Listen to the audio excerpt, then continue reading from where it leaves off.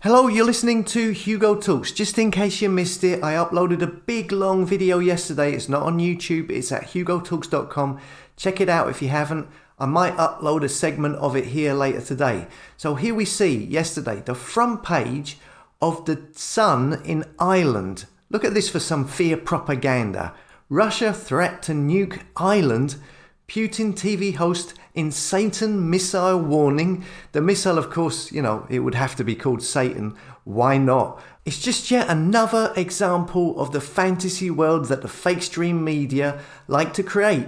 The more desperate they become, the more crazy their headlines sound. And hopefully the more people will look back and realize they've been played like a fiddle. Now, this story is from some Russian TV show. It says here, Dmitry Kiselov, known as Putin's mouthpiece, used his Sunday night show to call for attacks on Britain with a Poseidon underwater drone that he said would trigger a 1,600-foot radioactive tidal wave and plunge Britain to the depths of the ocean. So we have this Russian TV show talking about what would happen if Russia launched nukes at the British Isles. Now, this has been covered somewhat in the UK media, but not that much. Yet in Ireland, it's made the front page. Strangely enough, the show never mentioned Ireland by name. It just said the British Isles, and yet the Irish media are talking about this much, much more than anybody else, and it's appearing on the front page of the tabloids, and the Taoiseach has responded to it today. Here we see, Taoiseach slams sinister Russian simulation of nuclear attack obliterating Ireland, it says. Here, the Taoiseach has condemned a broadcast on Russian state television which showed a mock nuclear attack destroying Ireland, saying it has a very sinister, intimidatory type tactic by the Russian Federation. We've got the UK press talking about it from Ireland's perspective as well, which is odd.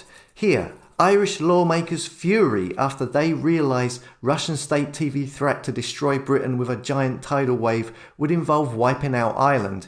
It's kind of odd. This has been focused on specifically Ireland, when the propaganda was aimed at the entirety of the British Isles, and Ireland wasn't even mentioned in the TV programme. Anyway, look, propaganda is used by one side to create fear or information of a misleading nature in order to manipulate people to think or do certain things. Now let's just assume, I know it's crazy, but let's just assume that everything is the way that we are being told. I know, it's insane. But let's just assume that for a second, okay? Then this Russian TV spot is pure propaganda for Russia, put out by the so-called enemy. If that's the case, why are the UK, and especially the Irish media, why would they help promote the enemy's propaganda to their own people? Why would they give this Russian propaganda any press attention, let alone put it on the front page? I would put it to you, this is propaganda not from the enemy, but from a joint force acting as the enemy. Secondly, why is this propaganda so heavily promoted to an Irish audience and not so much to the UK when the initial TV programme never even mentioned Ireland in the first place? Well, could it have anything to do with the record numbers of Ukraine refugees being brought into Ireland, which we've discussed on here before? I believe Ireland have taken in 4 times the amount of refugees that the UK have taken in. The Irish authorities have said that they are going to take in hundreds of thousands of refugees at the cost of billions to the Irish taxpayer.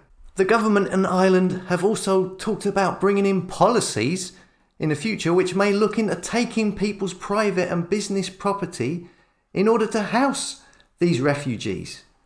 Now, as I've said before, look, I've got nothing against refugees, all right? I'm all for helping people, bringing in refugees into a country from another country where there are issues.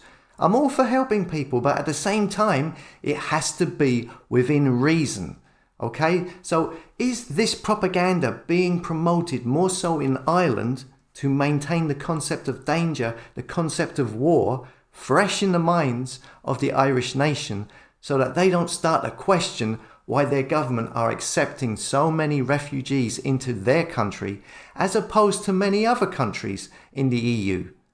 Anyway, that's just my thoughts on this. Let me know in the comments what you think. As always, thanks for listening. Come and subscribe to the website at hugotalks.com so you can be notified of all videos when I upload them. And I'll see you later.